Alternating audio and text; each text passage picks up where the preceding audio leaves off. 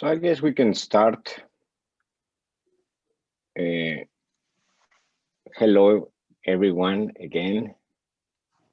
This meeting is being recorded. Please be aware.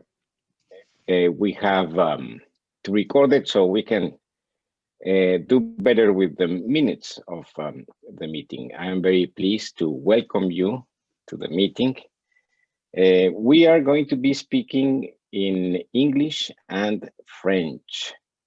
So you have to choose your channel language in the one that you are more comfortable. La réunion va se dérouler en français et en anglais, alors il faut choisir This meeting will take place in English. Please select your preferred language.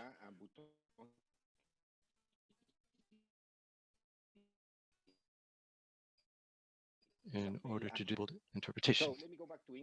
So I will go back to express how pleased I am to see you, if not in screen, to hear you, and to share with you some welcoming and introducing thoughts about the period through which we have been through and the challenges that it has meant, that it has posed to us. COVID has affected all us, and it has really changed us. We have been confined, we have experienced fear, loss, tiredom, frustration, and we have been understanding little by little what is happening and how to make it through the adverse time. We have been personally touched. We all know someone who got COVID. We are sometimes very happy to know someone who has survived it. We have also known people who have not. Our plans have completely changed. And the way we live day by day. I remember when this began, some of you, the colleagues, said, let's just wait until it passes and we'll talk later. And we couldn't wait that long, and we had to move on.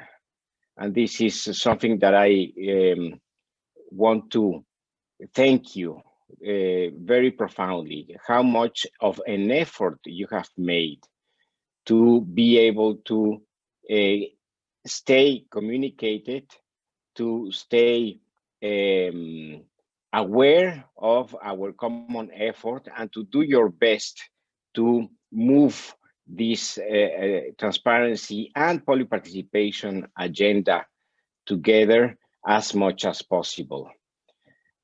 Colleagues, we are a very lucky group of people. We were in Pretoria, we were healthy. We are now here, still holding hands, still healthy. Most of us can still communicate, do your work, get paid. That's just an example of how privileged we are. We know that that's not the case for many people. COVID-19 has caused the worst humanitarian crisis in experiencing unprecedented pressure in their already limited fiscal capacity to tackle urgent public health and social needs.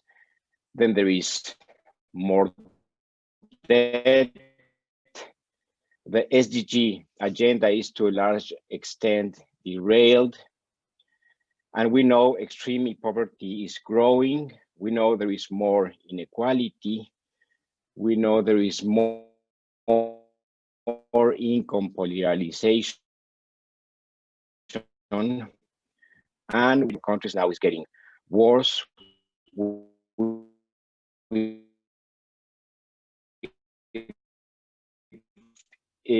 And particularly women, girls, and minority.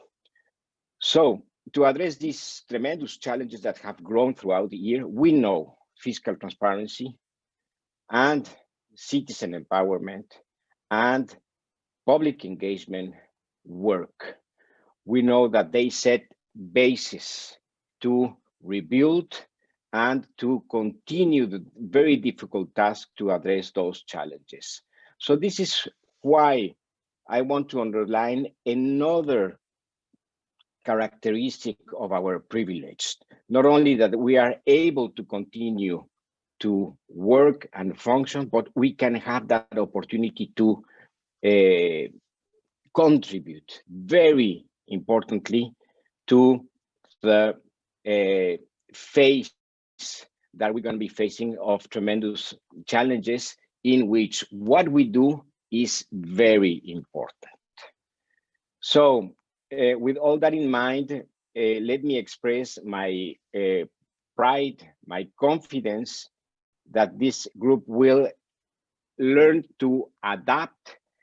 And whenever we're out of the tunnel, which is coming next year, we're fully prepared to continue advancing transparency and participation in our countries. I am very pleased today to introduce new members of the GIF coordination team. Lorena Rivero left. She's now working. She hasn't gone to any other planet. She just moved to the same community, to another institution, to the IMF. And Aura Martinez is taking her place. And we're very happy about that, because Aura has a very extensive experience in public participation, not only PFM, transparency, those issues that she worked with Lorena a long time in Mexico, but particularly citizen engagement, public participation. We are also welcoming today Marianne Fabian. She's from the Philippines. She has worked as the point of contact of OGP, just like you, Dr. Ran. I know you know each other. She has been engaged also in public participation mechanisms in her country, and she's going to be helping us in this project, but also in charge of communications and reach out of the network. IDP, Vivek couldn't make it. Many of you know Claire, and she's here along with Suad and Albertina, and this is the very good team that we have. Let me ask particularly Aura and Marianne to briefly say a few words about them, and then we can go into our agenda and go around the table. So Aura, please. Hi, everyone. Good night, good evening, good morning, depending on where you are. As Juan Pablo said, I am Aura Martinez. I am very, very happy to be here. I'm taking the new role as coordinator for knowledge, technical assistance, and collaboration. So pretty much all of Lorena's responsibilities. And I think I can give a lot from my background to this project, that is very exciting, just for you guys to have a quick sense of what I do and focus your questions to me at any point that you want during the project. I was part of the Ministry of Finance in Mexico, of the Federal Ministry of Finance, during a charge of public participation projects, spanning from infrastructure monitoring, like the Rally on the Streets initiative that you probably know, to performance indicator, public transparency, and public participation. And we're responsible in the team that we led for a prize on the OGP community in coordination with civil society. So also, and very pertinent to this agenda in this moment, is that we were part of a team that introduced the first fiscal transparency technology for resilience in the country after the earthquake in 2017. So we are very much a team that can help in public participation and fiscal transparency during and after an emergency, which is something that we will have to talk about during the following months. Other than that, I am also having some experience in law about public participation, which I know it's a concern for many of you, the legal framework and its flexibility or capacity to enable this project. So very much everything you want to address to me, feel comfortable with it. I am very used to a lot of questions, but also to the challenges, and very excited to learn from you. The experiences from your countries are just very enriching, and looking forward to maybe this year meet every one of you in person, but so happy to meet you right now virtually. Gracias, Aura. And yes, be sure that we will be together in person again in 2021. Marianne. All right, thanks, Juan Pablo and Aura. Hi, everybody. I'm excited to be here and excited to be finally on board the GIFT team. I think I'm on my second week as part of the team. Very, very happy to be here. As what Juan Pablo said earlier, I used to be the OGP point of contact for the Philippines, and I was the one who led the co-creation of our 3 previous and ongoing national action plans on open government here in the Philippines.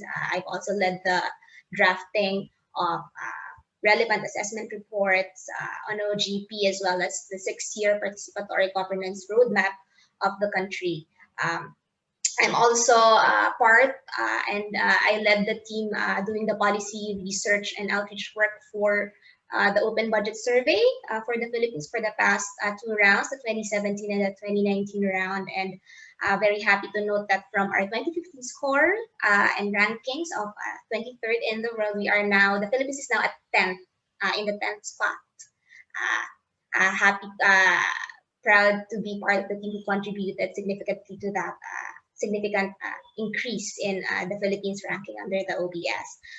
In terms of my experience in public participation work, I've also directly worked with the team handling the bottom-up budgeting project in the Philippines. It's one of the banner participatory budget programs in the country. I also monitored the budget partnership agreements project in the Philippines, worked with the team directly handling that, as well as both of these commitments and programs are under our OGP national action plans. I'm also, regards to my experience on exploring the legal framework for participatory budgeting, the Department of Budget and Management in the Philippines currently shepherding budget modernization bill in Congress. A big section of that is on transparency and public participation in the budget process. I was the technical lead in terms of the development of that section, as well as the implementing rules and regulations of that particular section of the bill. So I have, I guess I have a background and vast knowledge in terms of looking for documented and anecdotal experiences and case studies when it comes to participatory budgeting. I'm very, very happy to help and extend my assistance and service to everyone on board this meeting. I'm very excited to be contributing to the public participation mechanisms of each country under the Fiscal Openness Accelerator program. Thanks very much. Thank you, Marianne. Claire, would you like to add? I know we've been planning this meeting. I know you have something to say to our colleagues, and then I'll ask Albertina if I need to remind about anything. But Claire, Suad, from you, anything? Just quickly on my end, it's a pleasure to be with you again. I know all the hard work that has gone into the collaboration here and the partnership, and very excited for the discussions today. So thanks so much on behalf of IBP, but of course I'll pass over to Suad as well. Thanks so much. Thank you. You know, thank you, Claire. You know that if we're here for today, for a good part is thanks to Suad, who has been thinking about ways to relaunch and to reorganize and to adapt. So thank you, Suad. Thank you. Thank you. Delighted to be here. Delighted to see everyone online here. And welcome to Aura Marianne. We're so excited to have you on board and under the leadership of Juan Pablo. And I'm, excited for the direction this project takes. These are unprecedented times. So let's see where this goes. Thank you. Thank you. Albertina, am I forgetting anything for the general knowledge before we formally go around the table, please? Just to remember everybody that we have a French-English interpretation that you can select from the bottom of the Zoom screen. And if you have any technical issues, you can contact me in the chat directly. And also, please keep your microphones mute when you are not speaking. And anything you need, I'm here.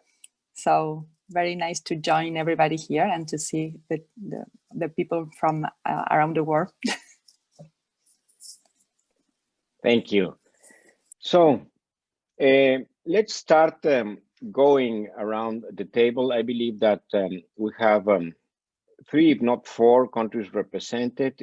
I hope that Liberia join us, but they were having issues today.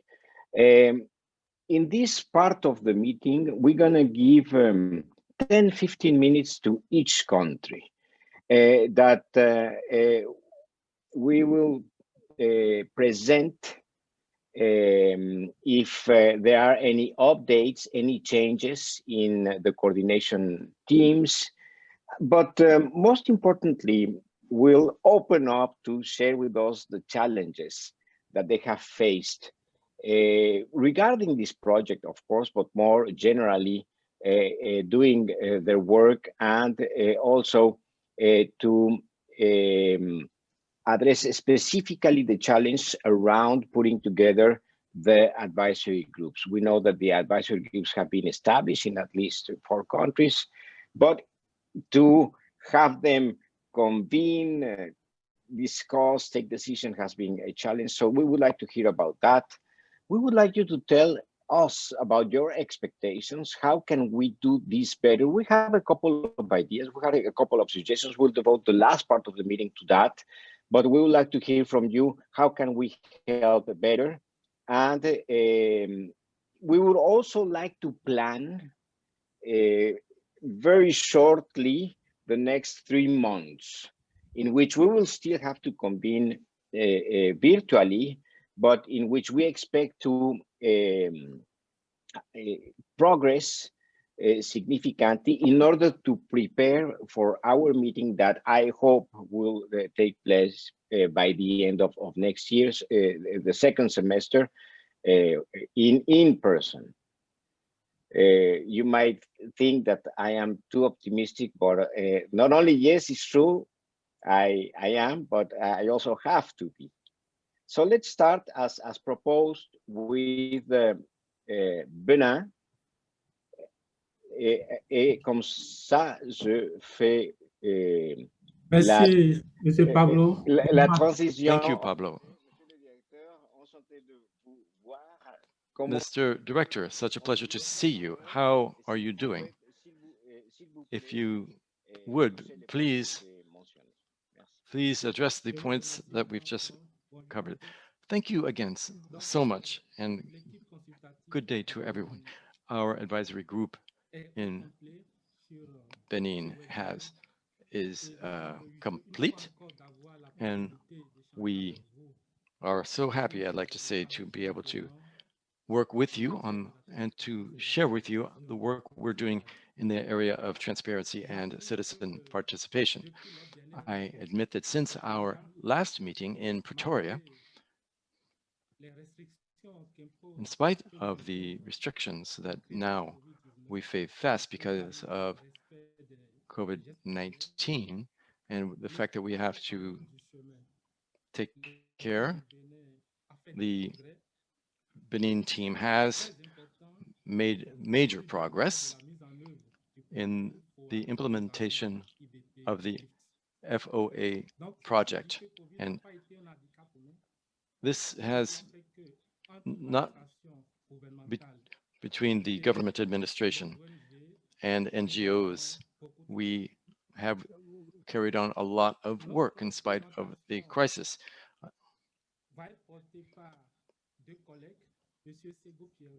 Mr. Sebo is, and Mr. Roland will be taking the floor to address the various aspects of our project and our progress. So, Juan Pablo, with your permission, I would like to give the floor to my colleague. Thank you.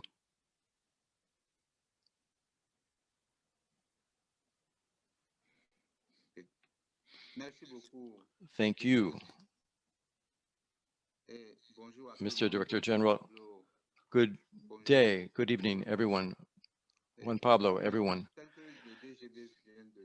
As the Director General just mentioned, we have made progress since our last meeting, and we will be sharing this progress in 2 phases, as he said. Before I take a look at the challenges that we've faced, and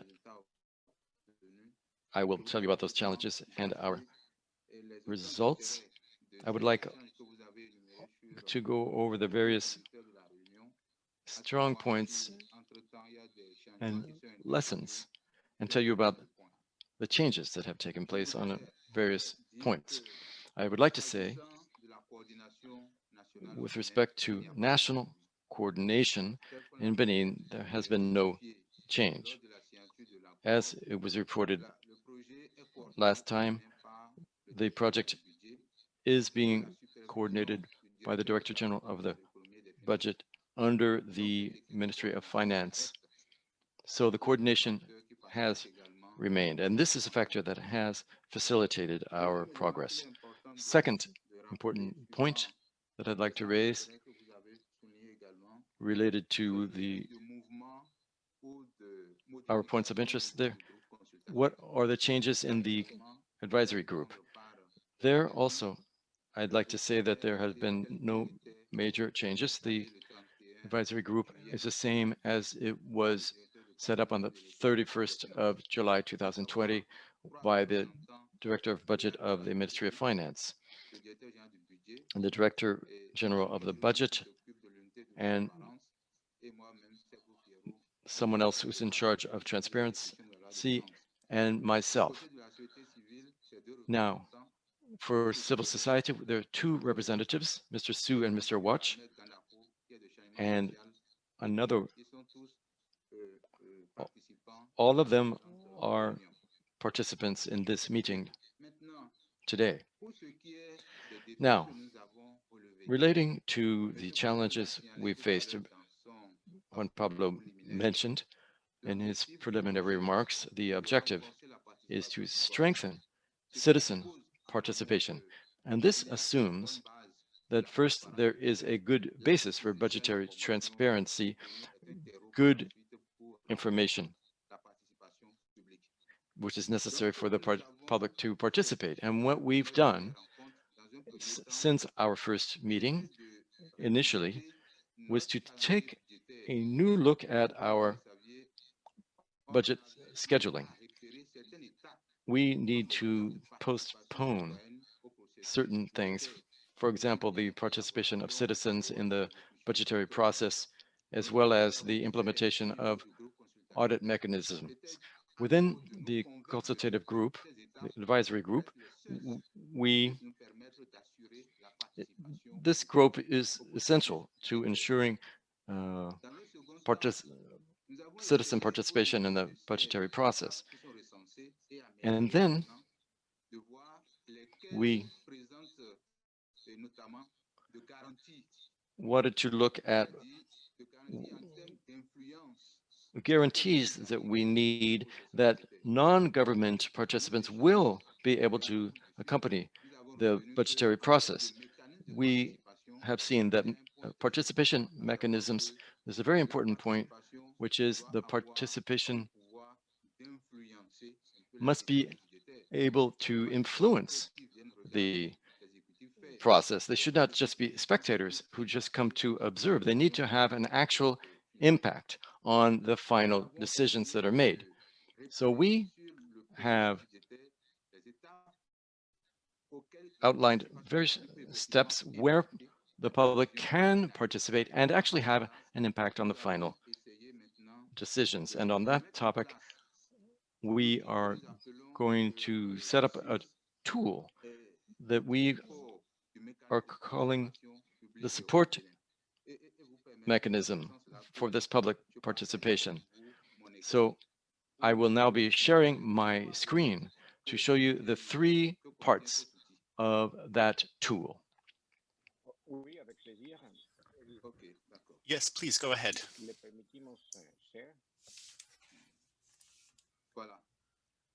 Yes, here you go. So the tool we created, which is a tool for increasing transparency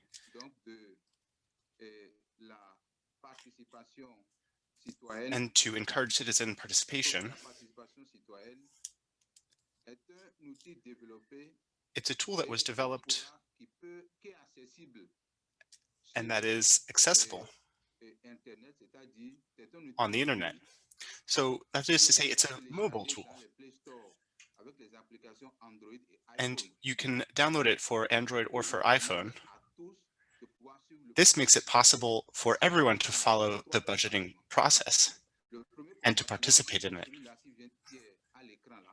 So on the screen here, you can see the fiscal calendar tool.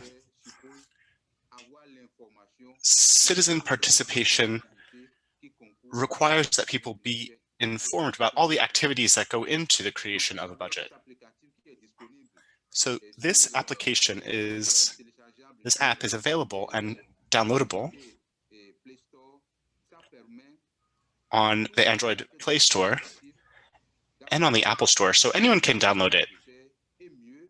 So everyone can follow the calendar to follow how the budget is made.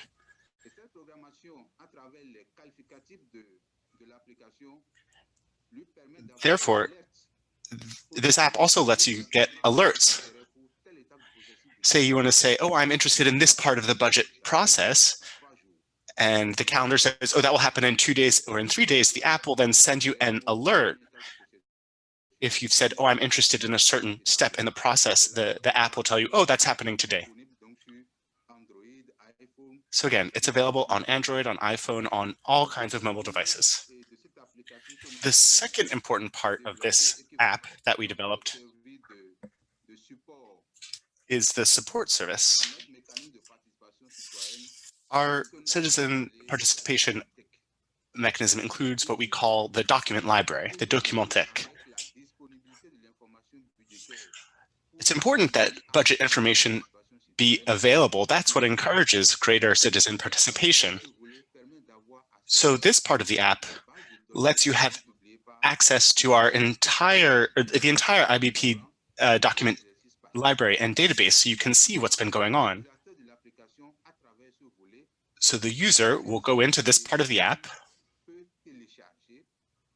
and they can download documents, they can read them, comment on them, make their own observations, all about what's going on with budgets. It's a very kind of interactive tool so that people can become more involved in the budget process. The third part of this app, of this tool, after the document library,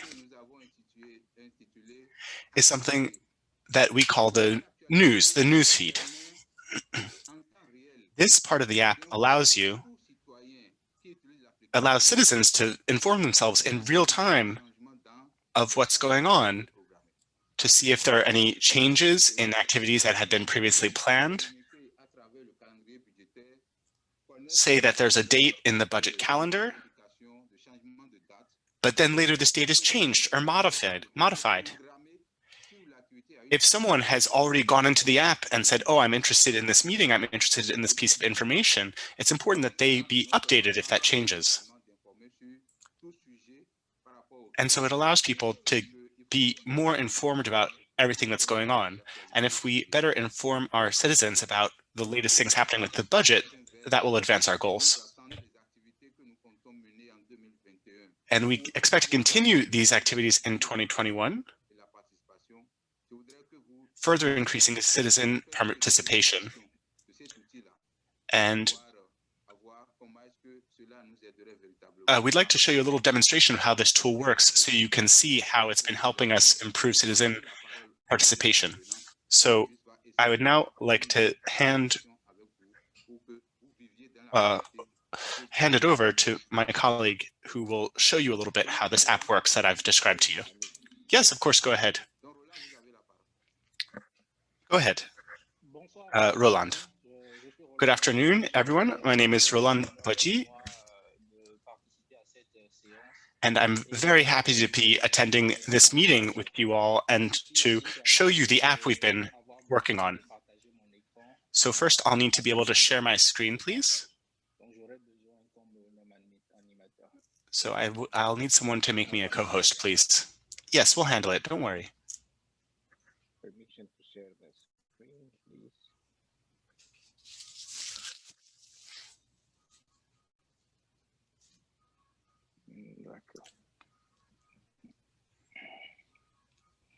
Alors, je voudrais m'assurer que tout le monde reçoit mon écran. So I just want to make sure everyone can see my screen. Yes, we can see it. Great. So after what Mr. Sego told us, and thank you very much, Mr. Sego, for your presentation, I would like to demonstrate how this app works for you all. First, I just want to be clear that the point of this application is to take advantage of everything that digital tools can do for us, everything they can do to improve information sharing and participation. We're all used to using websites or documents, and they're not always the best way of sharing information with citizens. So we created this tool so that it would be easier to update. If I put a PDF with the budget calendar up on a website and there's one date or one line that needs to change, that whole PDF becomes obsolete. You have to put up a whole new document onto the website, which is not the case with this app. We also are used to having citizens or civil society organizations be the ones who are in charge of going out and seeking information. But here, this app lets us automate these kinds of exchanges and share things more easily, both budget calendars and other documents about the budget. So in terms of the budget calendar, as Mr. Sego said,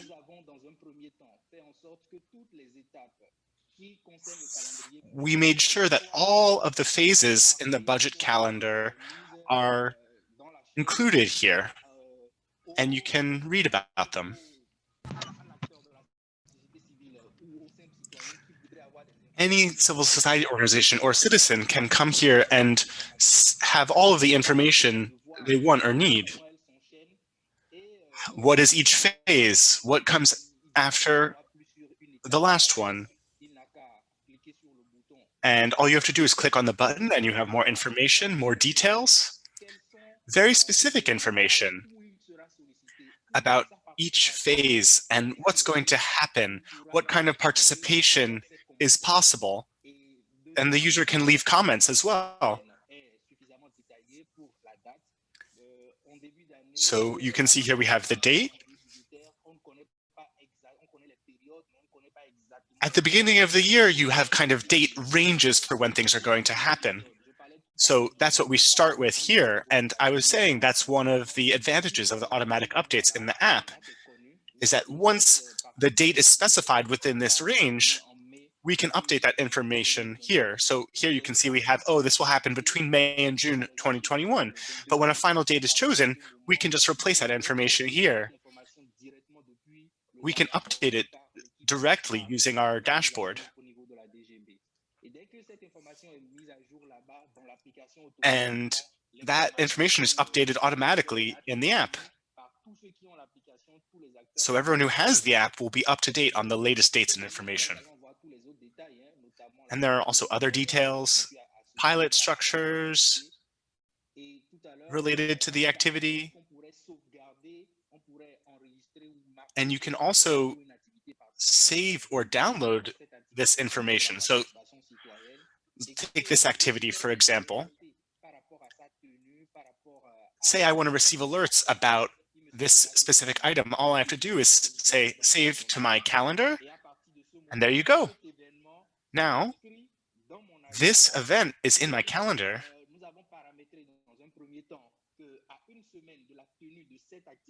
And 1 week after this event, or before this event, the app user will receive a notification reminding them of the date. The same goes for 3 days before, the night before. The app will send out notifications to the users who have indicated an interest in a given activity.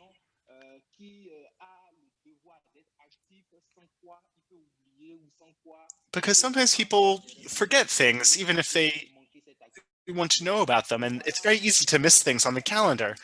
So that's why we wanted to not only make it possible to save these things to your calendar, but also to receive notifications and receive updates when new information becomes available. This improves the user experience and makes it easier for everyone who's working on different aspects of the budget to share information. So again, here, all the phases are here. And if one phase happens to change, you can go in, you can change, you can update it. The second thing I'd like to talk to you about are the budget documents that are available through this app. It's no longer the citizen's responsibility to go on different websites every day to see if any documents have been updated or have become available. All of the documents that are published are added automatically to this app. So anyone who has it has instant access to all of these documents. So, okay, the budget creation process, here are all the documents that are related to it. End of year reports, here they all are, available to anyone who downloads this app. So say I see a document that I want to know more about. I click on more details. I can choose to download it onto my phone, so I can read it at my leisure. And here you go, it's downloading right now. Of course, that depends on how good your connection is. But once it's downloaded, you can open up the document and read it. We also made the option of sharing documents. So you can go in here, and this app also makes it easier to share information with other people who don't necessarily have the app. So say I have a document that I want to share with someone I know. I can send it by email, by WhatsApp. And this way, we can keep sharing and spreading information throughout all the phases of the budgeting process. Mr. Roland? Yes? Yes? I think in terms of time, we're going to need to stop the demonstration here because we only have 15 minutes and we're kind of coming to the end of that. But thank you very much for showing us the application. I think we've all appreciated this demonstration. Thank you very much. So, Mr. Juan Pablo, the 2 points that remain to be addressed from Benin are that based on the guidelines you gave us, what are we going to do in the first half of 2021 was one of the questions you asked. And what are we expecting from GIFT? So we've planned several activities, which you can see here on the screen. At first, we want to get this app out there. we hope that people will download it and that the wider public will use it to download information. So we need to raise awareness of the app. We also want to offer trainings for civil society representatives on how to use this app. As you may have noticed, in Benin, we're trying to work together on budget transparency with civil society.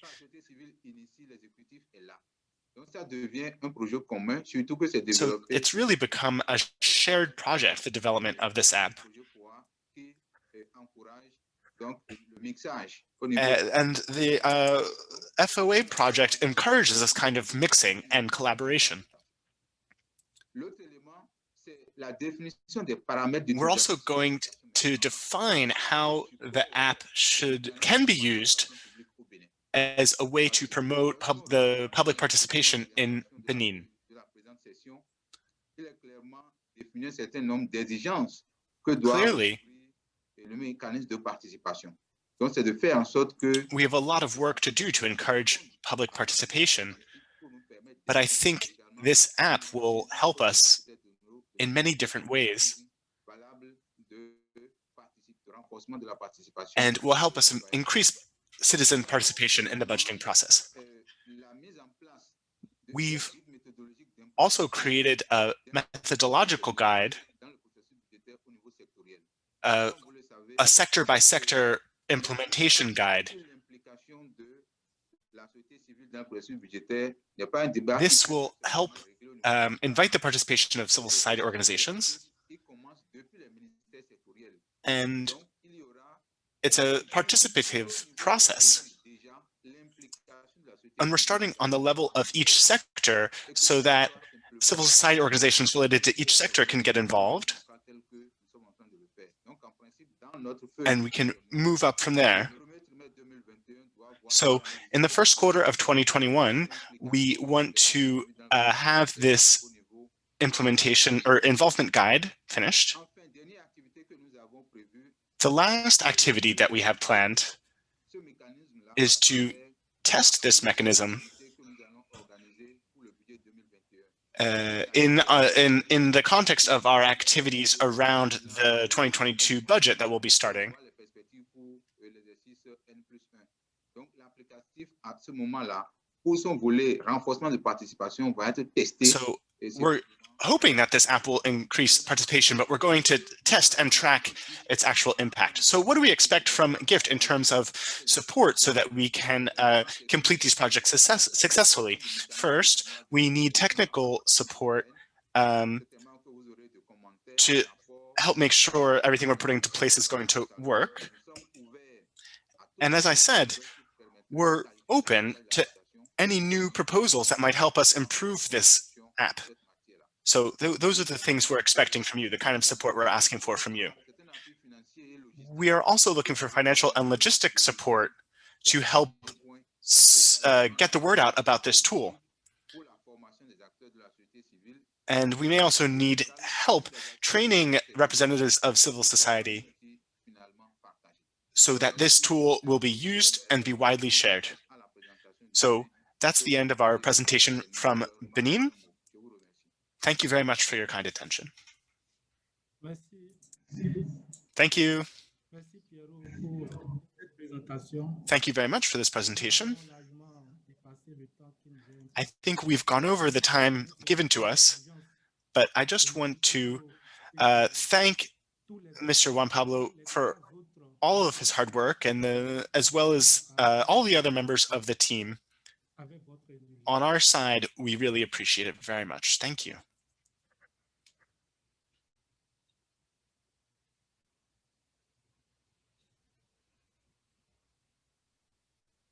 Allez-y, Madame.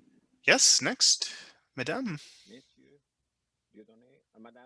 Madame, go ahead, Madame. Good evening, everyone. My name is Mirek Kojovi.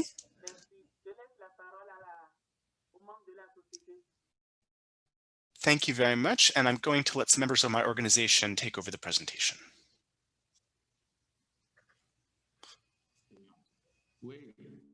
Yes. Thank you very much.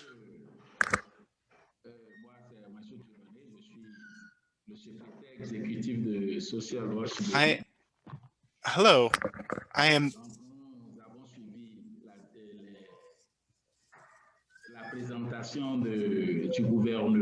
I followed the presentation from Benin with great interest. And on our end, we worked on this presentation to create a calendar that we can follow. In Benin, civil society is really learning a lot in this moment about budgeting processes. So we're doing that kind of education work.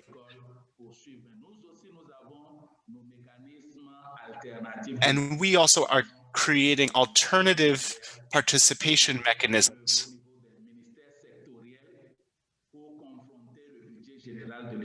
so that sector by sector, these organizations can have a better understanding of the budget. Thank you very much.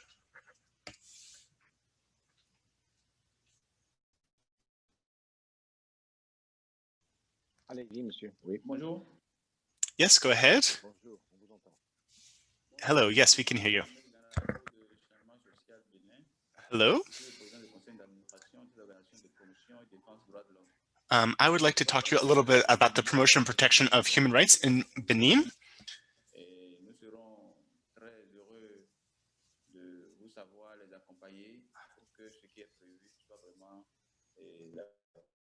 We have already had some good indicators from the government, and we're looking forward to holding them to account and working hand in hand with them to protect human rights in Benin. Mr. Director? Yes, hello. Thank you very much. That's all. Wonderful. We'll have to start with a bit of a round of applause for Benin. What a great presentation. We're really blown away. Even though the pandemic has slowed us down,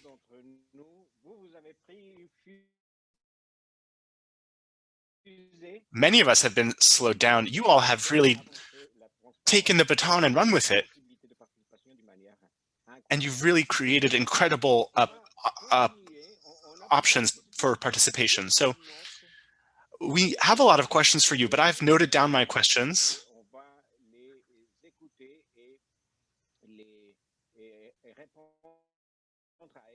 And we're going to collect all these questions, and we're going to take your questions and we'll answer them later. I've noted down all the questions you asked. Next, we're going to go on to Nigeria. And I don't think our colleagues from Liberia will be able to connect today. Ask Dr. Ann on behalf of Nigeria to address these questions and to do her presentation. Good afternoon, Mr. Paulus. Good afternoon, everybody. For Nigeria, we've had a slight change in our coordination team. The Dr. Isuku that used to represent the Nigerian Bureau of Statistics is tied up with another engagement, and he had somebody representing him in our meetings. I'm here to communicate that formally to Mr. Paulus because I'm waiting for the Statistician General's formal communication replacing Dr. Isuku. But other than that, our team is still intact. We've been having series of meetings and we've tried to progress. Of course, you know, our team, our advisory team in Nigeria has 2 civil society organizations represented who are very active in our meetings. We've progressed to try to, with the guidance of IPB and GIFT, try to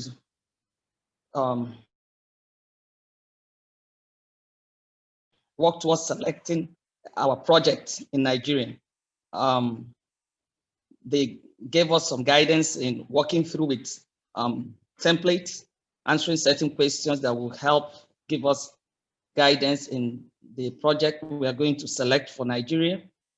We are looking at, by January after the holidays, narrow down to 3 projects. And now, before we finalize on which project Nigeria will be working on, Budget Office has not been very active in our meetings lately, which I've communicated to the Director General Budget Office. I intend to meet with him first of the year if the participant representing them does not join us in subsequent meetings that will take place before the year is out, and see if he wants that candidate replaced or not. In terms of our intention for the first trimester of 2021, we will be having a face-to-face engagement for the advisory group. We intend to set up some subgroups to start looking and developing proposals on the project we intend to propose to Ministry of Finance. We intend to have some consultative forum with the public, especially the civil society groups, to give them the opportunity to express their view.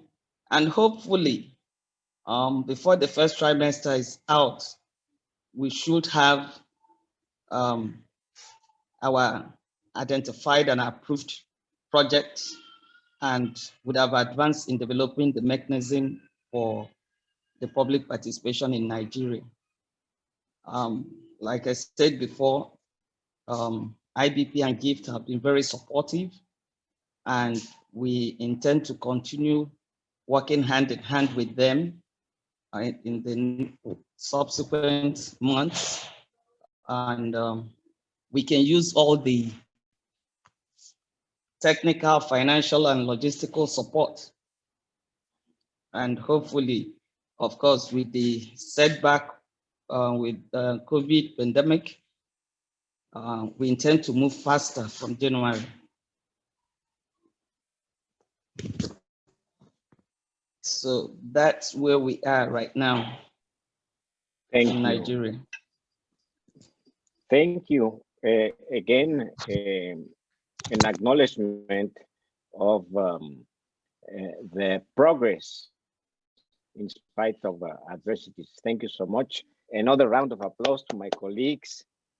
Let me just say that we have been also taking advantage of the budget office contribution.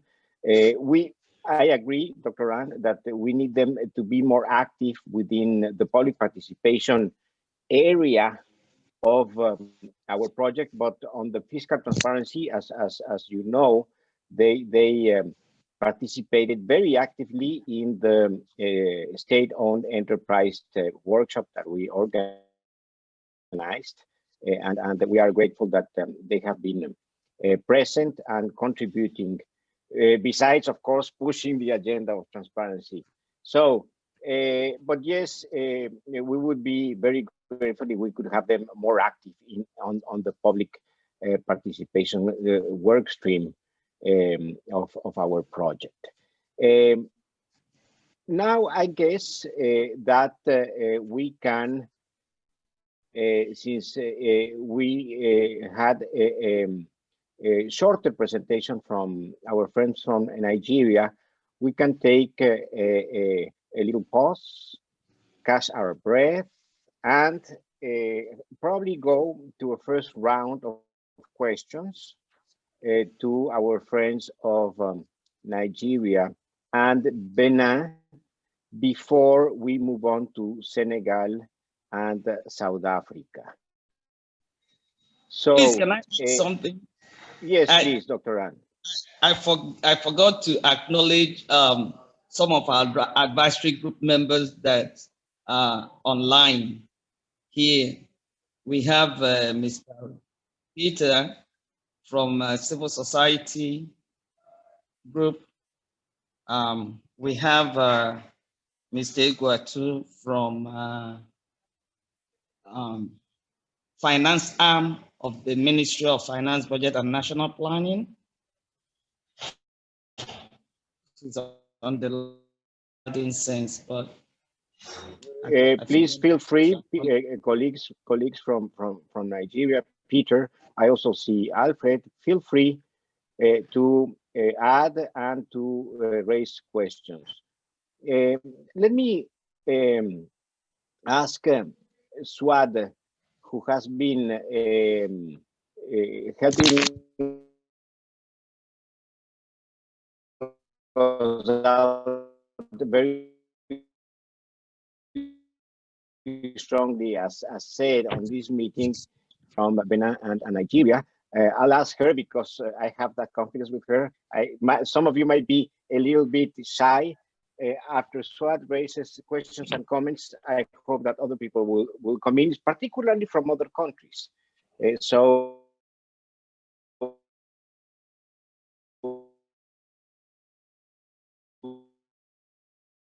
Senegal. That I haven't used. Okay. Yeah. So thank you so much. This is great to get updates from Benin and Nigeria. We thank you so much for your participation and enthusiasm during this difficult time as well. My question to Benin is, first of all, I'm so impressed to learn about this new platform that you've developed. I'm wondering, how are you going to maintain the app? First, what is your idea for sustainability? Apologies if it's a little bit of a heavy long-term question. And second question to Benin is, have you assigned personnel within your ministry to respond to the comments? Because from the point of view of public participation, this is I think one of the gaps that we notice repeatedly, which is that if citizens raise comments, they're often just met with mute response. There is no response at all. So I'm wondering if that has been taken into consideration. And to Dr. Ann from Nigeria, thank you so much for leading this and for doing it in such a, I think you're doing a great job. I want to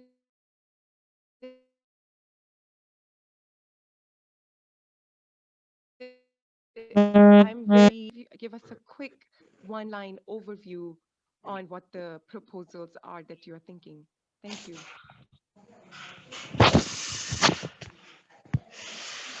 Thank you, Swad. Give me 1 second, Dr. Ann. Okay. Yeah, I'll go back to you in a minute. Let me see first if there are other questions. We can take 1 or 2 more questions. Please take note of the questions, Dr. Ann. You'll have a chance to address them. We'll give the floor first to Benin. But are there any other questions? Our friends from Senegal, from South Africa, Aura, any other questions? Of course, other colleagues from Nigeria and Benin. The floor is open, please.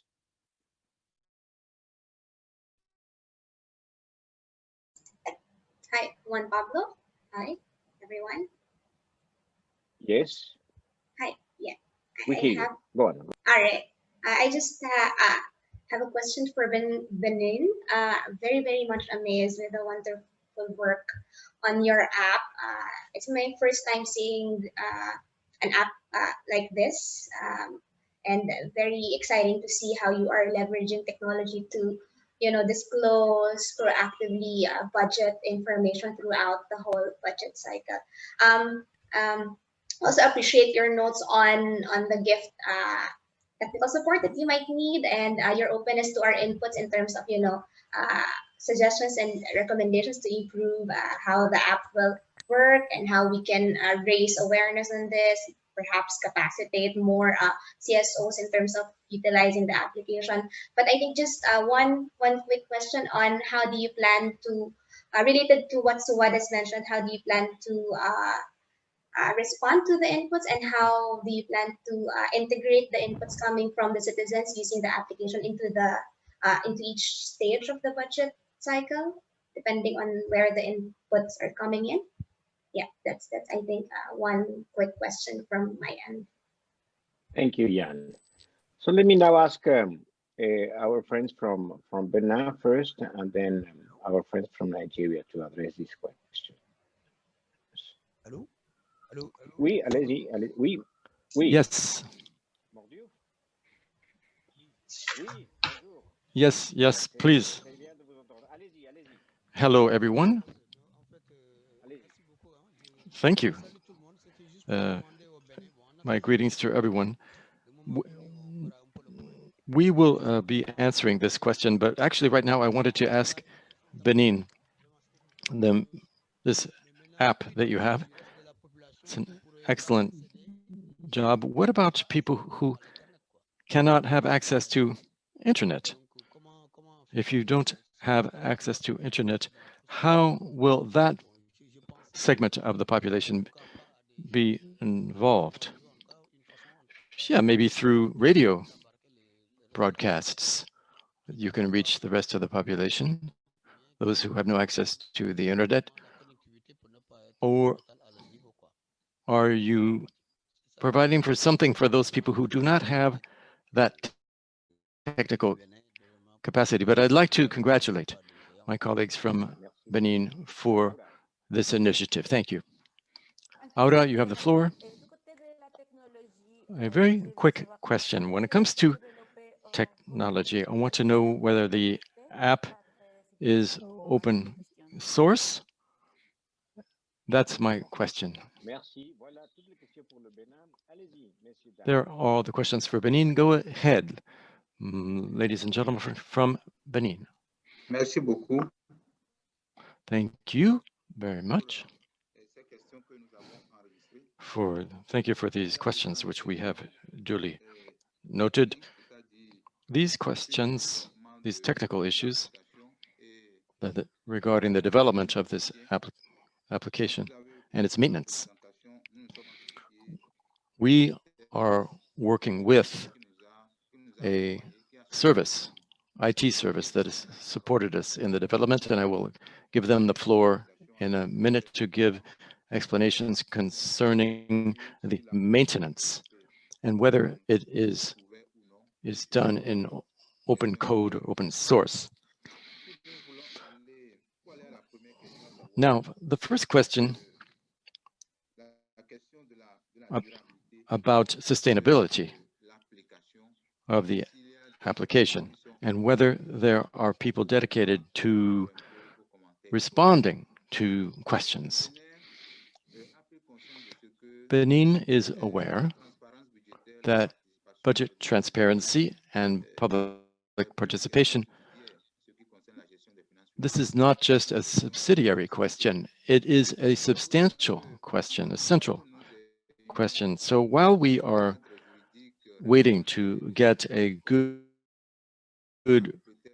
regulatory and legal framework, which waiting for a High Commissariat of Transparency to be constituted, we want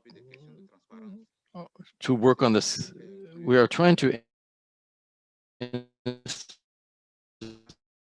institutionalize this issue of this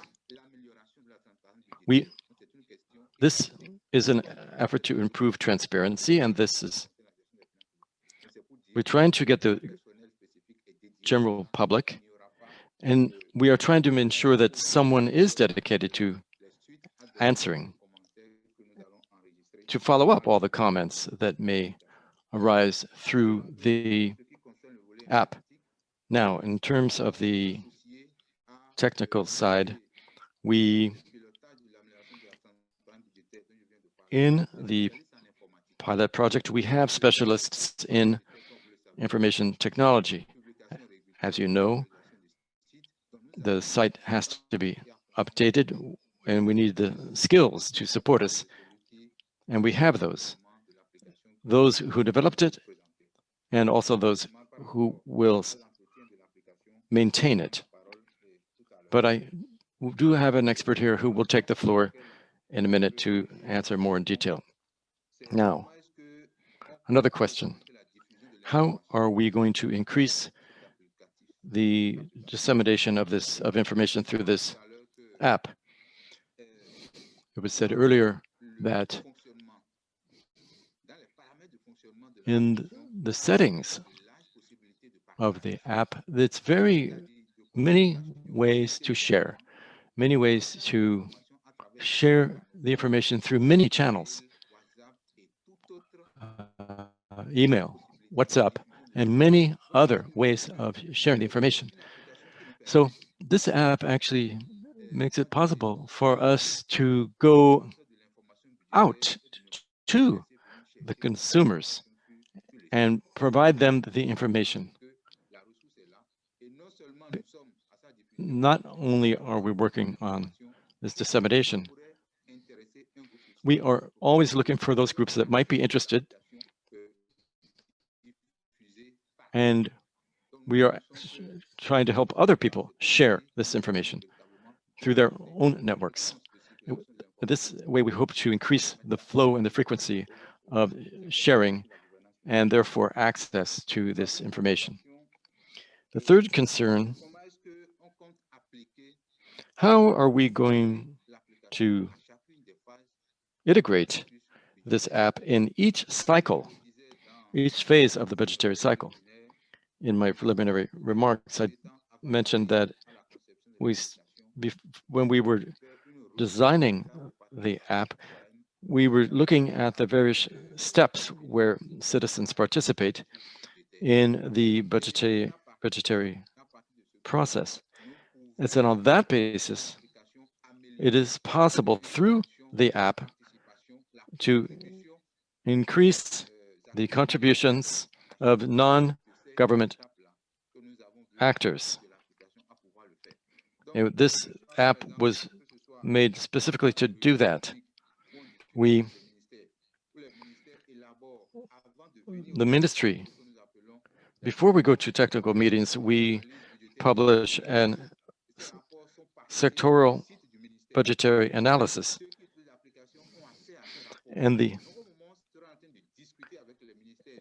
when we are discussing with the ministry about the results, people who make comments through the app can contribute, can participate. We publish a document before we discuss with the various actors of the ministry, and the app makes it possible to say what your opinion is, make comments on one measure or another. So the app can be used at each step of the budgetary process.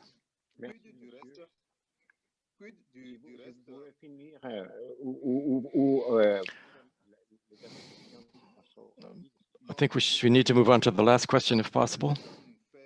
Yes, since time is pressing, I'd like to give the floor to the person who developed this application to give some technical explanations, whether it's open source, etc., and its maintenance. But let me finish by saying that all of these mechanisms, which we are ensuring access and openness, this Mr. Diouf, he is the one.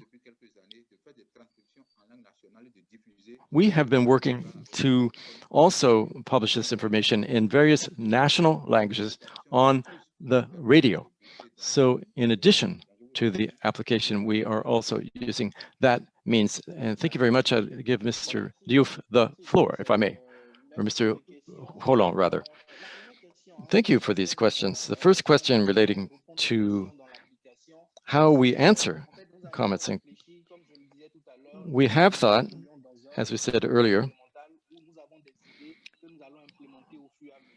We have ideas that we will implement gradually, but on that specific question, we thought of 3 specific ways to reply. First, to see what questions are the most frequent. So we will have automatic, and we will have therefore frequently asked questions. So if you ask a question, you will be directed to the frequently asked questions, and these will be automatic replies. So that's the first step, and this will be coming up in the next few months.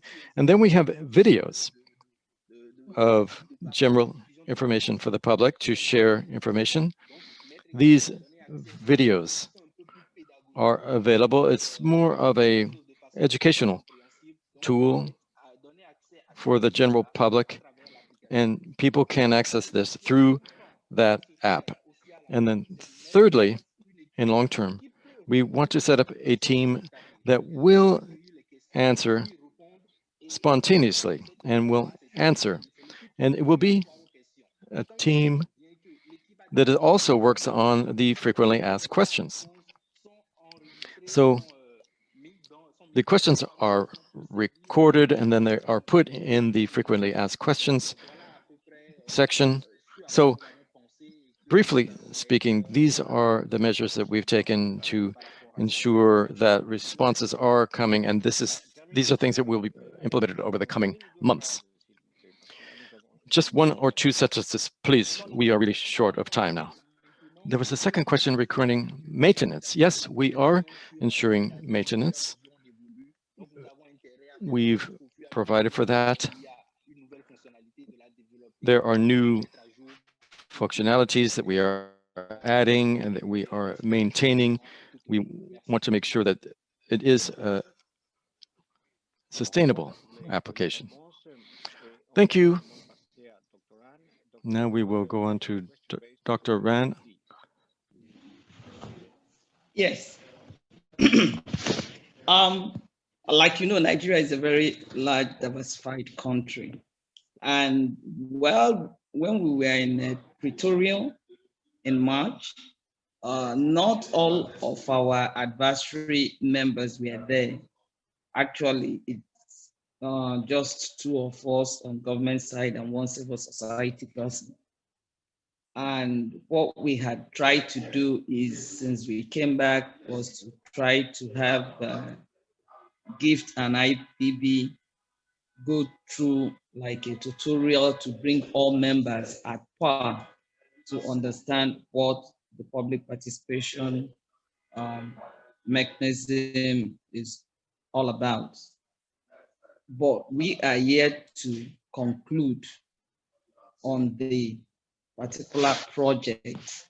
So the 3 projects I was referring to is have like 3 options, which we will eventually narrow down to 1, but that will give everybody opportunity, all the members opportunity to have a proper deliberation and have a consensus on the particular one we are going to move forward with as a country.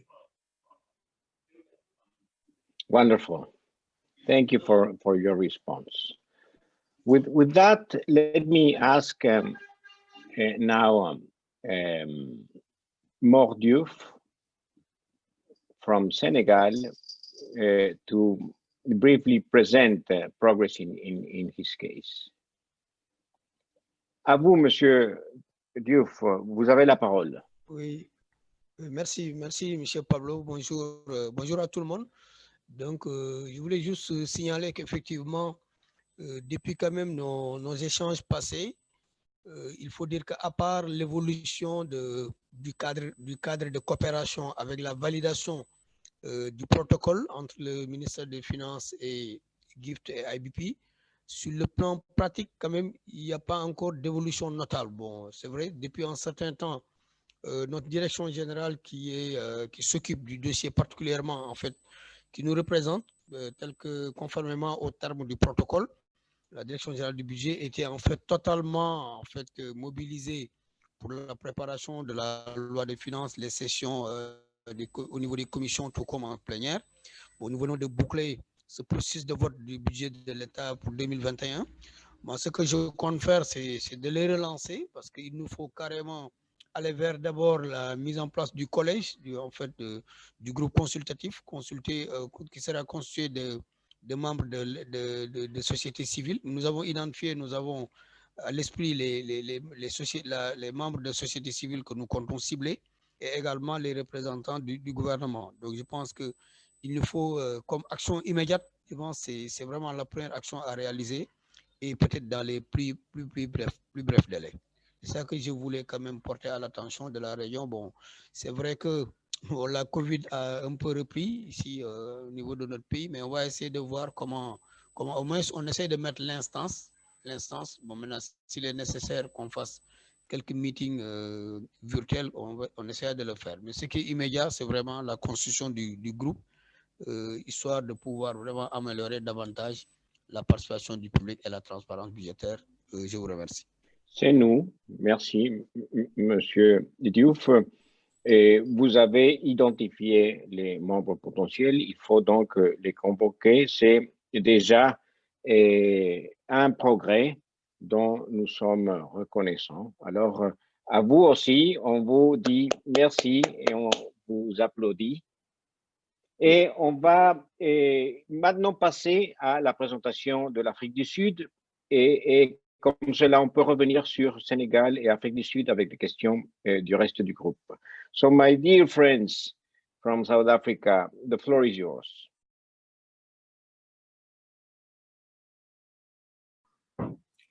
Hi, everyone. I must switch on my video to say hi. Hi, everyone. Good to see you again. I was still waiting for the Senegal interpretation, and then you said, South Africa, the floor is yours. Sorry. Take your time. All right. Thank you so much. We're really just happy to be sharing with you the update. If you can see my screen, you will let me know. We see it. Okay. So I'm representing the advisory group today, not necessarily the National Treasury. So I will start with just outlining my presentation. The presentation will look at the composition of the advisory group since March 2020, the workshops we had with GIFT and what lessons we learned there, and the advisory group activities, the recommendations by the advisory groups, and some of the pros and cons of each one of these recommendations. So the composition of the advisory group in South Africa mainly was civil society and government departments in March, and we had representations that were added later on. So we added local government, one of the biggest municipalities in the country, a metropolitan municipality, which is a city of Johannesburg. The reason for that addition was mainly just to get a more perspective from local government in terms of their interaction with public participation, because they are required by law to have this process. And then we also included cooperative governance and traditional affairs, because they are the custodians of this legislation that basically requires all municipalities to consult on the integrated development plan of every municipality, just to hear what are the hurdles, what are the issues they encounter, and to be able to apply that in our own mechanisms to take into consideration those challenges. And we also added the Office of the Auditor General, just from a social audit perspective, to hear how that has helped in any way, feeding back into the process. And then on top of what we had already added, there were people who left the team. So The first one to leave, I think, was Kotazo, who is from the DPSA, and she is part of government, and she had another portfolio, so leaving the one that she had vacant, and therefore not being able to have somebody in her place. But government was still very much represented because the DPME was still there, and as I mentioned, cooperative governance, so we never really replaced her. And then we had Sasha Knox, who also left the organization that was she was representing in the advisory group, but there was somebody else who then joined on her behalf. Lelona from then part of the group. And then Saki Sianda from the AG stopped coming to the meetings, but not necessarily because she left the group completely. I think it was also mainly unavailability and also finding it hard to find relevance in the discussions. So some of the challenges that we encountered is that not all members were able to attend the meetings. So at some point you'll have this group and another time you'll have another group. So you'll have representation whereby it's very hard to have succession from the previous discussion. It'll be 2 or 3 people who will be consistently be available. So that was a challenge because we were also trying to balance having a conversation that is flowing and everyone being informed. And then we also had our colleagues from IBP and GIFT having to coordinate the whole process. So it was a bit of a tricky situation we found ourselves in, and especially because of the lockdown, which is not business as usual. So there are many other pressures, especially from our different portfolios, where people are now overwhelmed with other work as well. So the people leaving, I've already mentioned that, and it took us a very long time to actually finalize the terms of reference. So it was really a challenge for us from moving from March, where we thought, okay, we are ready to actually hit the ground running, and then being delayed just on technicalities and the administrative things. And then I think the major challenge was mainly understanding and managing expectations in terms of the advisory role that we'll be playing, both as civil society and government, to say we can only go as far as advising.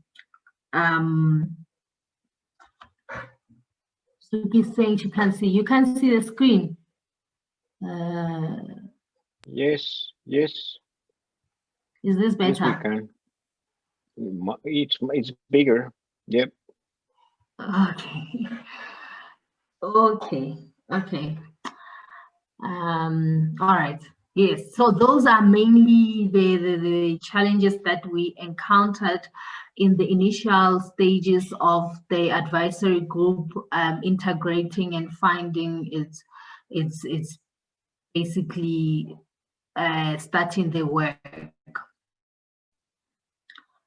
And then we started having the gift workshops, which took place, I think it was around September, where we were talking mainly about what others have done, what the lessons were there. And I think the biggest takeaway from us there was that from what the World Bank presented in terms of the different dimensions, we have been, as the National Treasury or the Finance Ministry, mainly focused on, we've mainly focused on the informing dimension of the 4 and less on the consultative collaboration and empowerment, even though the local government aspect of what I mentioned already, that there is already done at local government, is meant to be very much consultative.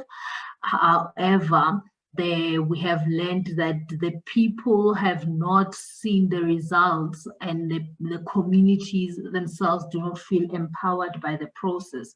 So even the tips that are given to the minister, the university outreaches, which we do usually after the tabling of the budget, BAMF consultation, which is what was done previously when there was another coalition before 2014. It was also just to inform, because it was the Ministry of Finance meeting with this coalition that focused on fiscal transparency, and shops were then introduced around 2015. They were also more focused on giving a sort of information about the budget and how the decisions were, how we got to the decisions that we made, and also the NEDLEC platform where they could be consulted just before MTech. But however, the information that they get from civil society or participants of the different platforms does not necessarily result in any action being taken.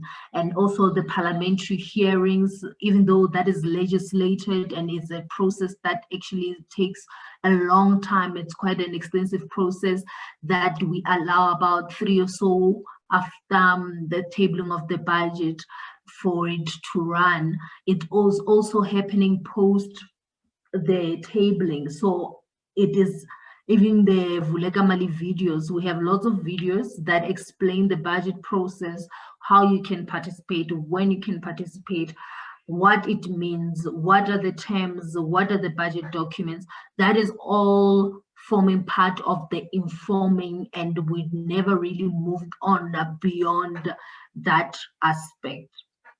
So in terms of the timelines, we really just focused on I'm just highlighting the key things that took place. Between April and July, we were just finalizing the TORs and forming the advisory group. As I mentioned, there were delays, and I think that is also caused a lot of people to lose a lot of interest during that season because people were just feeling like it's just not starting, and we were just focusing on the technicalities. And then between July and September, that is when we met as the advisory group and to discuss possible mechanisms. And also we got a presentation from the DPME, our planning, monitoring and evaluation department. We had inputs from local government and cooperative governance in terms of the steps that they have undertaken, how they interacted with the public, and the feedback that they then gave back to us.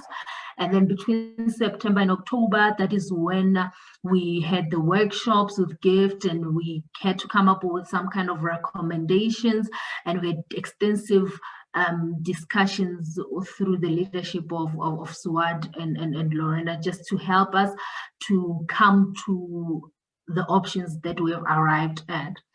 And then some of the things, the three main ones that were highlighted is the pre-budget hearing, the community-based monitoring, and the public expenditure reviews. So this thing is very, very small, but I just wanted to highlight here that you will notice that the information that has a lot of comments is actually the pre-budget hearing. But that does not necessarily mean that a decision was then taken because of that input. There were also some comments given to the community-based monitoring and the expenditure reviews as well. So what the different aspects of the recommendations are is basically the pre-budget hearing will cover the formulation stage, which is something that we've never done before. As I've mentioned, that we always did things at budget enactment, and where we are starting to finalize the approval of the actual budget. And then the recommendation from one of the options is that we consider having this at the formulation stage, and we have an engagement with the intention to inform the budget deliberations. And this can be done either on a topic that focuses on fiscal policy or on a sector. And then the budget community-based monitoring option is the one that links more with our planning monitoring department, as they already have a program that looks at the satisfaction of the different municipalities. And the idea was to maybe link this with the portal that can be a point of contact for interaction and inputs and using of data. And the last one was more on the performance expenditure reviews. This was meant to look at the satisfaction of the people in terms of policy analysis and integration. So from the three, there are different pros and cons. This is not the full extensive list, but it is just a snapshot. So in terms of the pre-budget hearings, the good thing about it is that it will be within the control of the National Treasury as we run the project process. And the fiscal policy, we do have control to influence, and the timing will allow for input to be considered at the early stages of the process. The cons is that maybe it might be exclusive to those who might understand fiscal policy, and then there is very limited influence that we may have over the sector policies themselves. And then in terms of the pros for CBM is that it might be best placed to assess citizens' satisfaction as it identifies the gap. Collaboration will improve integration in the programs, and obviously it's a lived experience from the people themselves. And then from the cons, you can see that we as the National Treasury have very limited control over that process because of the autonomy of the three spheres, and so obviously the control is less there. And the CBM also is a program of the DPME. It will require extensive collaboration and would not be solely reliant on us. And the last one, it was basically the pro is that it is in-depth analysis that can provide evidence, which can then be used to now make a motivation for a certain policy directive or closure or funding. However, it is time consuming, might not be practical in terms of doing it every budget process, and may require dedicated resources that must be trained in how to do the expenditure reviews, because we introduced this just as a start to look at different programs this year as we're discussing the possibility of a zero-based budgeting.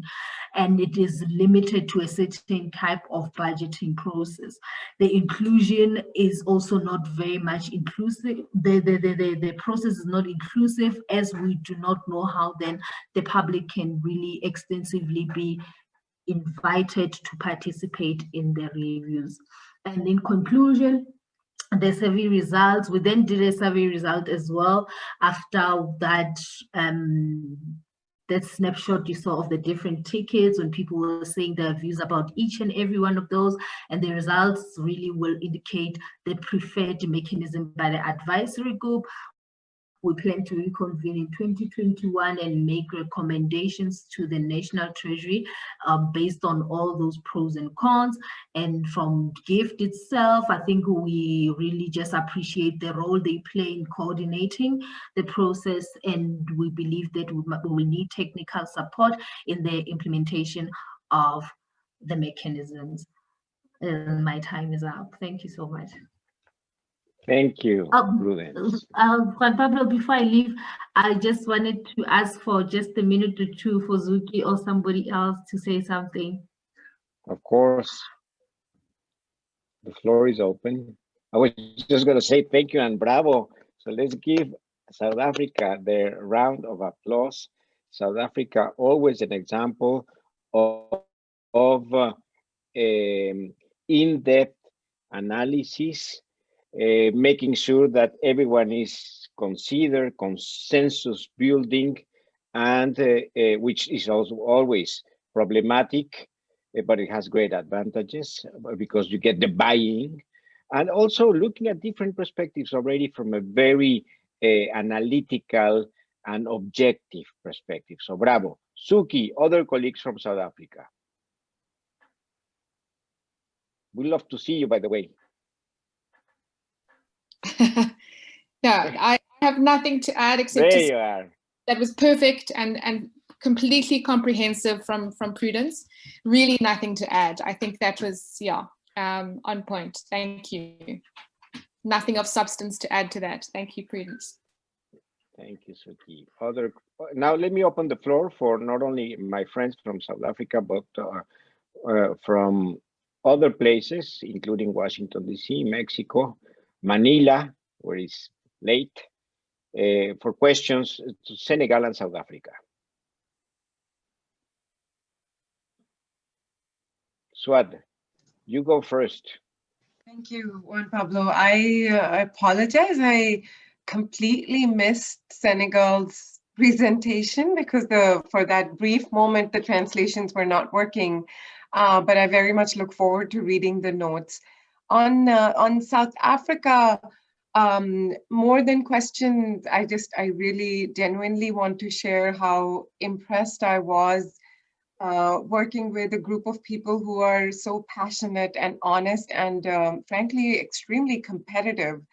I think I saw a genuine desire to improve and a genuine desire from civil society to understand the difficulties that Treasury and other government agencies are facing. Like we were talking to DPME, which is the Department of Performance Monitoring and Evaluation.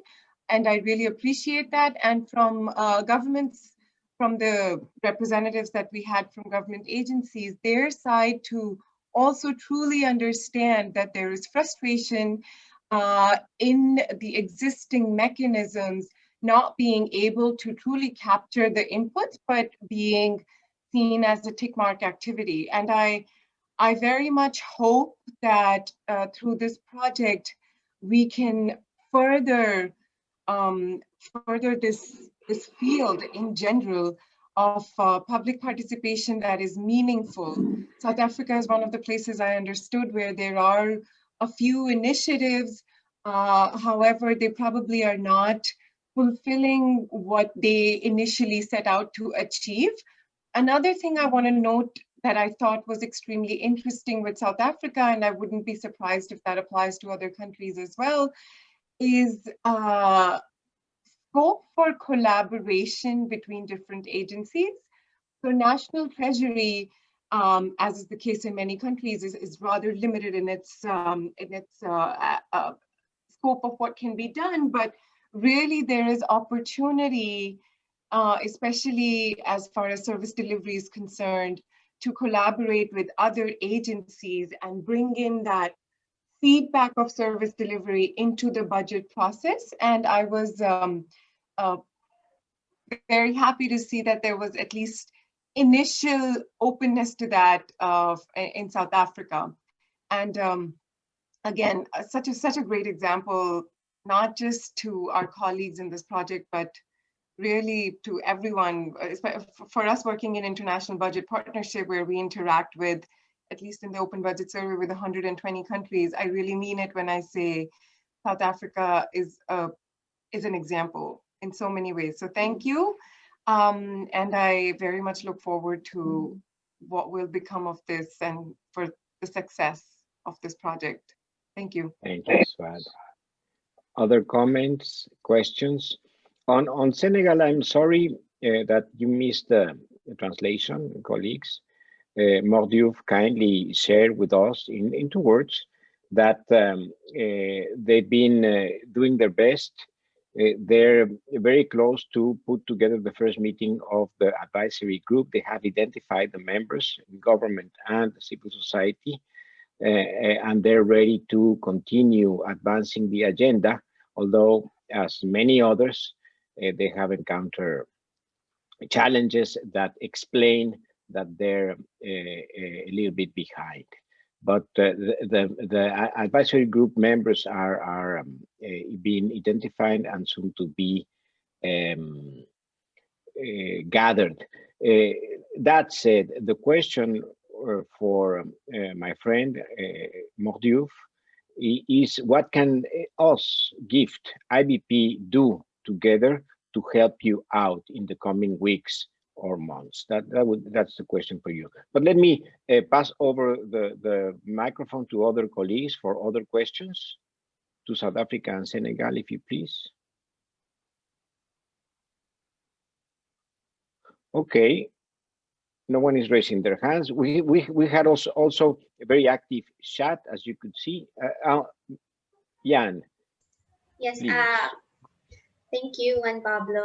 Sorry, I also missed the Senegal presentation, but thank you for translating that for us quickly, Juan Pablo. For South Africa, very impressed also with the progress that you have made, especially on the initial diagnosis on the pros and cons already. So you've already identified the initial challenges and opportunities for the 3 initial proposed mechanisms. But I'm particularly interested on the CDMS and the community-based monitoring. I was wondering, do you already have target frontline service delivery programs or agencies that you'd want to engage here? And how is the buy-in from their end? And for the specific monitoring, what tools are you planning on using? Do you plan to develop online tools? Do you plan to develop annual surveys? And in terms of like initial target groups who will be doing the monitoring, do you also already have early discussions on that? Those are my quick 3 questions. Thank you. Thank you. Thank you. Anyone else? Okay, let me ask our friends, South Africa and Senegal, to take the floor. It's open, so please be my guests. Anyone who would like to take the microphone? Okay, I'll start. My colleagues will assist. Yes. So we have not necessarily gone to the details of how we're going to implement any of the 3 mechanisms. At this stage, we still yet to decide on one. So should we decide to do community-based monitoring, that will be done through our Department of Planning, Monitoring and Evaluation, which already has a program that goes to the different municipalities. And from the feedback they get, then they target those sector departments that are mostly having concerns and issues. So what we've discovered through our engagement with them is that there is no feedback loop. So once they've done the analysis and they've seen what the community is saying about a certain service delivery need, they do not have the means to now enforce all the recommendations through that specific departments. And I think what the group was saying is that as the National Treasury or as the advisory group, we can then be the link that then connects the planning department and those sector departments, and somehow be able to facilitate the process of meeting the service delivery gaps. So we have not necessarily we don't have the details on who will do it, how they'll do it and all that, but we are really mainly working on collaboration with whoever we need to collaborate with for the intention of using the CBM model that they already have in place. But we were also thinking of using Vulega Mali also as a basis for Vulega Mali is our online portal to be able to fast track the process, maybe even put the information up and put it up online so that other people can also participate in the information. So at this stage, we don't have the details. Colleagues, please help. Good afternoon. My name is Sheila Tipe. I'm with the National Treasury Budget Office. I think Prudence has, thank you. Prudence has pretty much covered in terms of agencies, and maybe I would like to just speak to the buy-in part because she's covered the technology in the agencies. I think in South Africa, the buy-in, because we've had previous efforts especially at a local level, to have public participation, even though it hasn't really yielded the fruit that we expected, because the population is saying, well, you're not really implementing what you are saying. So I think the idea of public participation already has some level of buy-in. It wasn't yet structured, but we did not have to go on a massive marketing strategy to get people on board, and that's because we already had some form of, even at the treasury level, we had some form of reaching out to civil society earlier in the new dispensation, which Prudence spoke to, but which later disbanded. I don't know why. And then now we're trying to go back and saying, maybe let's pick up. I think maybe at some point the government, people felt the government is very stable, so there's no need for advocacy. But now I think advocacy is coming back. So I think the idea and the buy-in, we already had an advantage in that sense. We had to talk to our colleagues and so on, but it wasn't a foreign idea to them. And also because the open budget is already part of our legislation. It's legislated. We are supposed to inform the public and let them have some level of participation in the budget. Thanks. Thank you, Sheila. Other voices?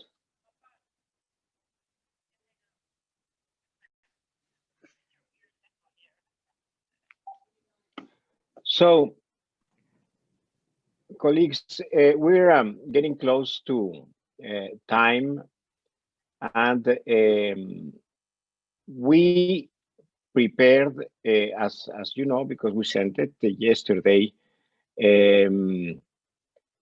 a proposal for framing from a comparative discussion and framing and aligning our effort. We prepared the presentation and a document that we sent. We won't show it today.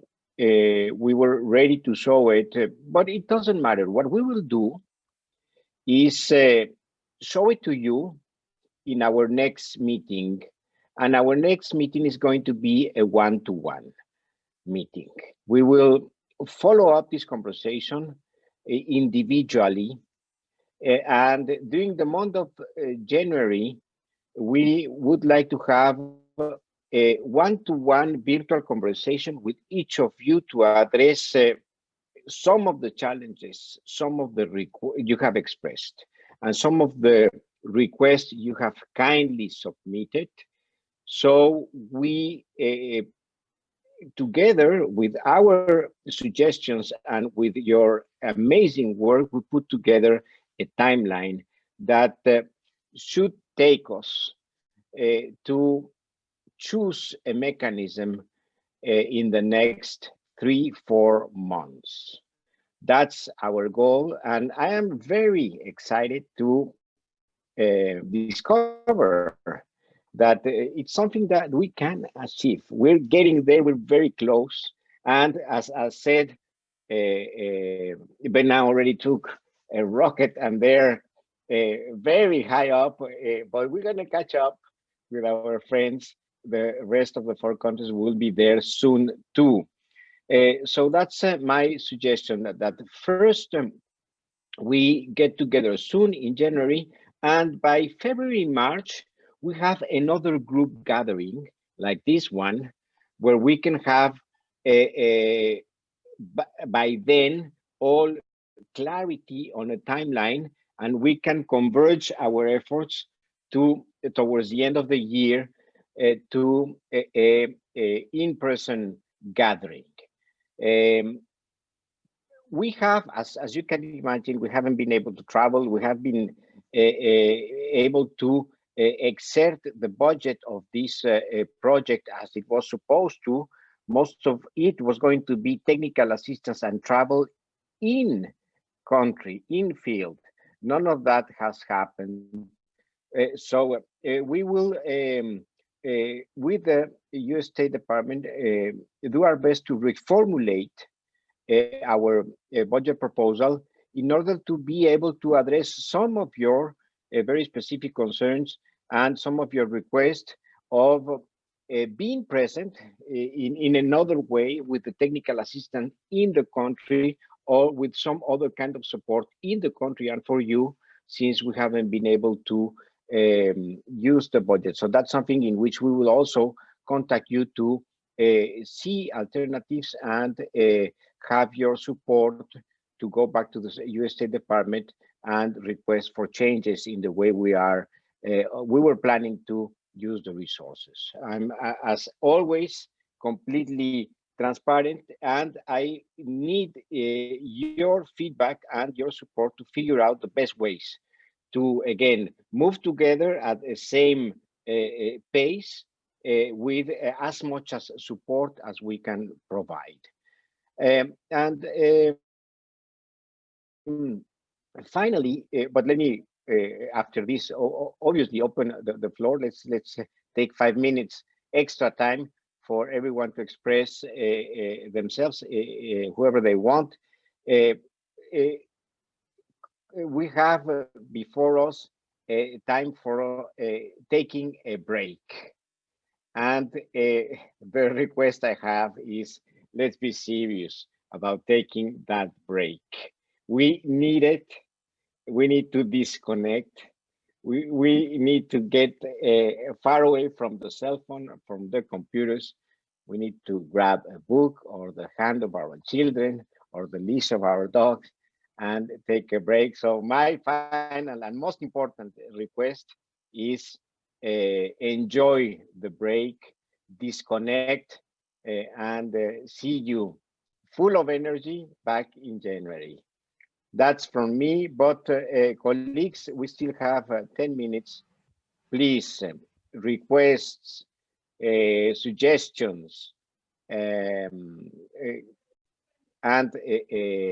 recommendations are always welcome. Please, the floor is open.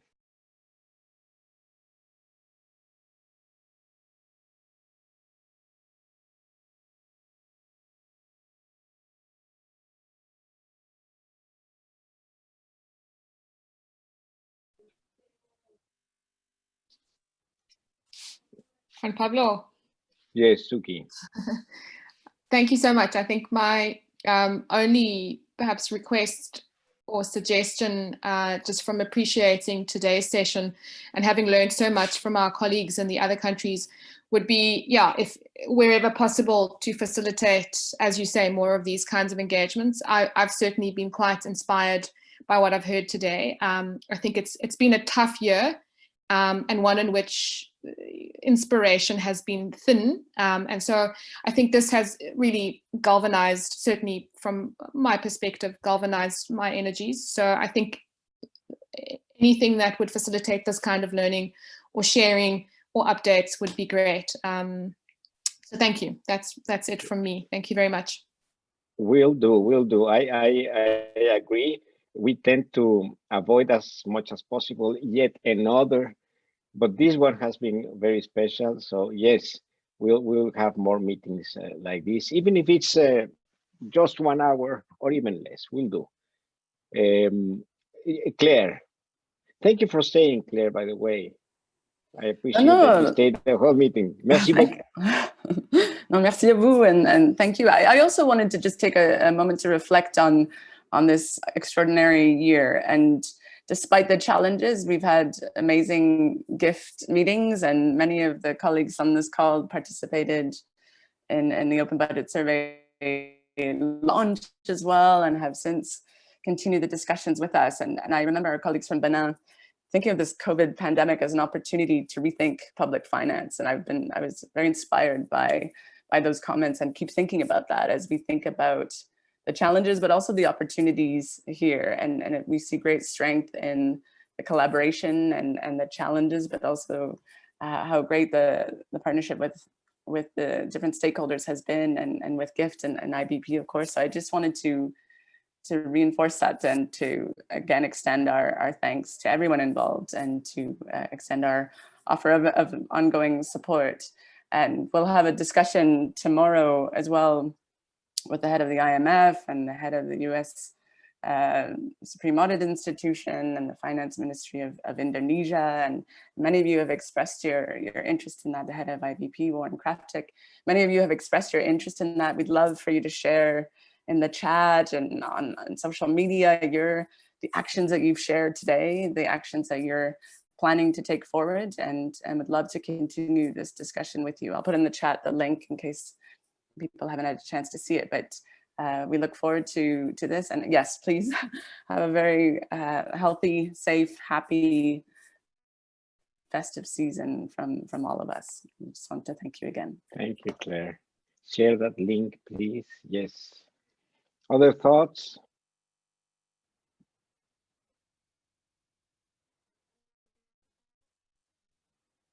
Other comments?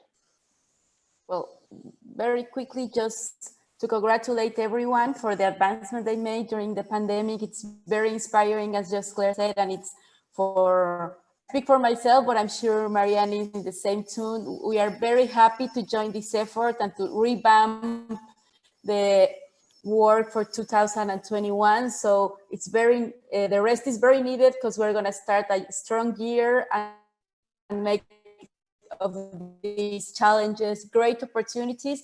I heard about zero-based budgeting in South Africa, that it's a great challenge, but also a great opportunity to involve citizens' participation and all the work that all the ministries of finance have done. I'm sure they've learned more than anyone. So we also have a very great privilege in this group. We have you guys that are professionals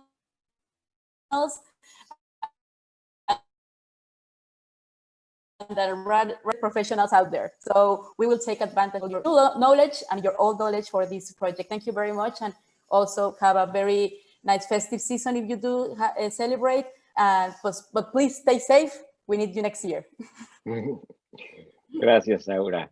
And you're right. This group is not only amazing in the members that conform it, but also in how diverse members we have from ministries of finance, from local governments, from other ministries, but particularly from civil society. So this again is what makes this effort unique.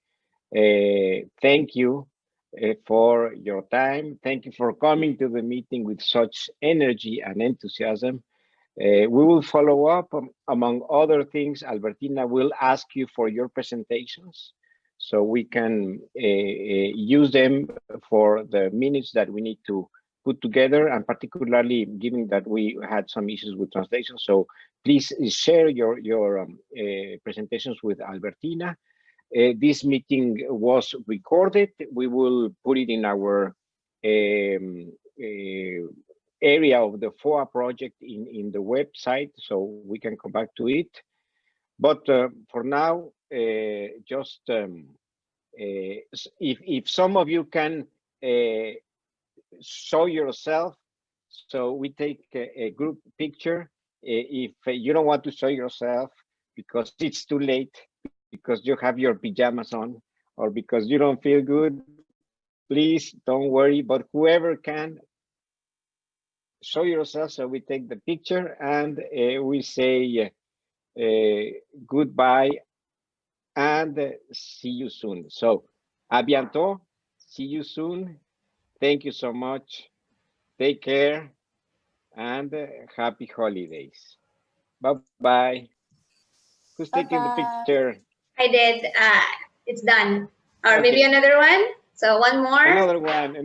All right. 1, 2, and 3. All right. Thank you. Perfect. Thanks, everyone. Thank you. Au revoir. Merci. Au revoir. Joyeuses fêtes. Bye-bye. Adiós, amigos. Merci, Pablo. Merci. Merci Merci, à tout le monde. Au monsieur. revoir. Oui, et à bientôt.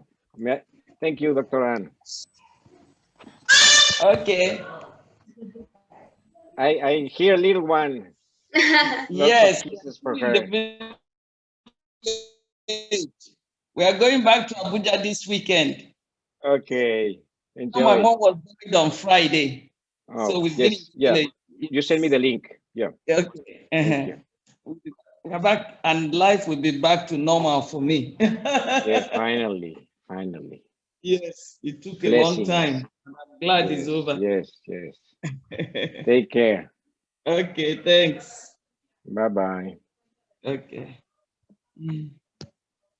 Albertina, thank you very much. Welcome. I'll Okay. call you now. Thank you, Marianne. Thank you. Sleep Thank well. you. It's late for you. Thank you. Bye, guys. Monsieur, merci.